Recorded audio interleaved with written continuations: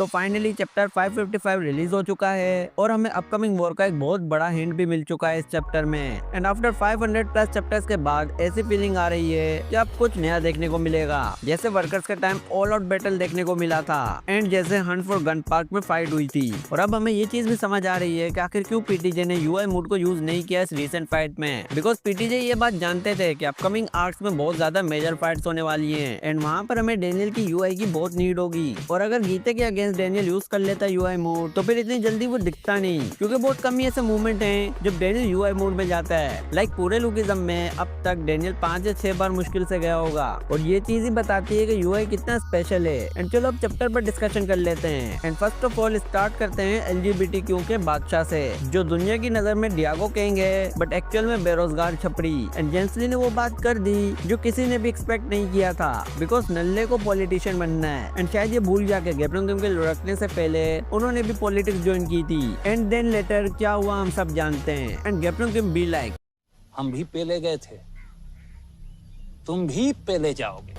And अब तो James ली politics में आ चुका है और एक पार्टी का हेड ऑलरेडी उसे इंक्लूड कर चुका है, जो कि ऑब्वियसली नाम का ही वो लीडर होगा। एक्चुअल में तो अब जेम्स ली सब कंट्रोल करेगा। एंड कहाँ हम प्रिडिक्शन कर रहे थे कि भाया ये तो डेनियल के कच्चे चिट्टे खोल देगा और उसे बर्बाद कर देगा, बट थैंक गॉड डेनियल की बचत हो गई। वो वैसे भी बेचारा डिप्रेशन में मारा जा रहा है कि ये सब कुछ उसकी वजह से हुआ है। एंड अब तो सांगबेक का भी गेम ओवर कर दिया। तो ये सब चीजें डेनियल के कैरेक्टर डेवलपमेंट के लिए बहुत जरूरी थी और वो होते हुए भी दिख रही है। एंड यहाँ जैक भी उसे समझाने आता है कि उसे अपने ऊपर ब्लेम नहीं लेना चाहिए, क्योंकि इसमें उसकी कोई फॉल्ट नहीं थी, बट डेनियल की सुई एक ही जगह अटकी हुई थी। एंड देन जैक वहाँ से जाने लगता है, बट जाते जाते इस नल्ले ने भी अमरूद वाली हरकत करी दी। साला डेनियल को बोलता है कि अगर तुझे डर लग रहा है तो मत आना, मैं खुद उससे लड़ लूंगा। और शायद इसने अभी देखा नहीं था कि गीते ने वहाँ कैसे पहला था सबको, इसीलिए तो ये पापा की परी खुद को उससे कंपेयर कर रही है। मतलब इस ललित से गन का एक हाथ संभलता नहीं है और ये गीते से लड़ने चला है। और खैर अब बात करते हैं उस अपकमिंग वॉर की, जिसके लिए इस चैप्टर में बहुत ही बड़ा और मेजर हिंट दिया है, क्योंकि हमें नेक्स्ट पैनल्स में ही देखने को मिलता है कि कोरिया के डिफरेंट रीजन्स के किंग्स एक जगह पर इकट्ठा हो गए हैं, वो भी फर्स्ट जनरेशन के टॉप फाइटर्स जो अपनी सिटी के किंग्स हैं। एंड इन सबको यहाँ किसी ने बुलाया होता है, बट ये लोग नहीं जानते कि किसने बुलाया। एंड देन वहाँ तेजिन जैसा दिखने वाला बंदा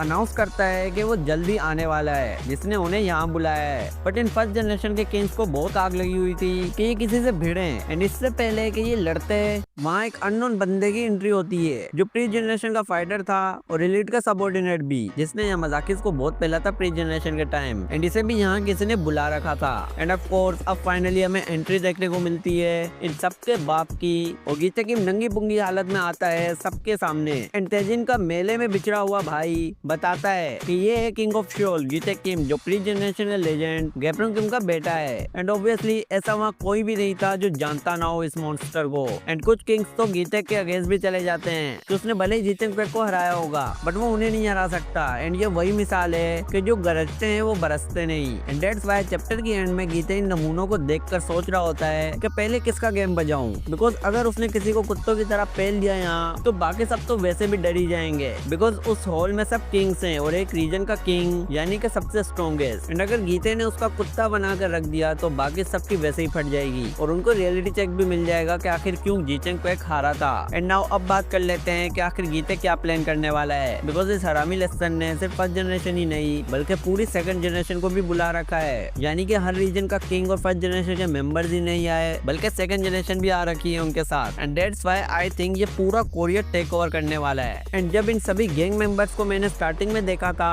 तो मुझे ऐसा लगा था कि भाई ये तो कार्टेल के मेंबर्स हैं जो मेक्सिको से आए होंगे गीते के कहने पर, बट लेटर पता चला कि इसने यहाँ रूल करने के लिए कुछ और ही सोच रखा है। एंड नाउ अब होगी all out war and lookism बनेगा गैंगिज्म, बिकॉज हमारी पूरी सेकंड जनरेशन के अगेंस्ट अदर रीजन्स की सेकंड जनरेशन होने वाली है और किंग्स वर्सेस किंग्स तो होगा ही। But we all know कि Allied, Jack, Jerry, Johan, Ellie and there are so many fighters currently जो एक किंग के लेवल पर हैं। एंड इसीलिए मुझे ऐसा लगता है कि अगर अब ये फाइट हुई तो बहुत बवाल होने वाला है, क्योंकि ये किंग्स काफी तगड़े लग रहे हैं। एंड ऑब्वियसली यहाँ पूरी की पूरी बिग डील आएगी लड़ने के लिए, बिकॉज ये फाइट तो हमेशा से ही जैक की ही थी, बट डेनियल इन्वॉल्व हो गया एंड अब डेनियल भी इसका पार्ट है। तो ऑब्वियसली डेनियल कोई फट्टू नहीं है। एंड ऑल्सो वो जोहान तो ऐसे मोस्टर हैं जो लिटरली हर फाइट के साथ साथ स्ट्रॉन्ग बनते हैं। तो ये क्लियर है कि hostel, allied, big deal, workers, इन सबको ना चाहते हुए भी साथ में आना होगा, बिकॉज अब पानी सर के ऊपर चला गया है। एंड ऑल्सो किंग्स को बीट करना जरूरी है अगर अपने फाइटर्स को गीते तक पहुंचना है। बट मुझे ये समझ नहीं आ रही कि इन सब में गन और गो का क्या रोल होगा, बिकॉज इतना तो तय है कि इनकी कोई ना कोई खिचड़ी तो बन रही होगी। और साथ ही में जेम्स ली भी वो बंदा है जिसे गीते ने कहा था कि उसे अपने प्लेन्स के लिए जेम्स ली की जरूरत होगी। एंड ये तो अब क्लियर होते हुए नजर आ रहा है कि आखिर क्यों जेम्स ली पॉलिटिक्स ज्वाइन कर रहा है, क्योंकि वो गीते को अपनी मन मर्जी करने देगा। एंड वहीं दूसरी ओर गीते सबकी बजाएगा।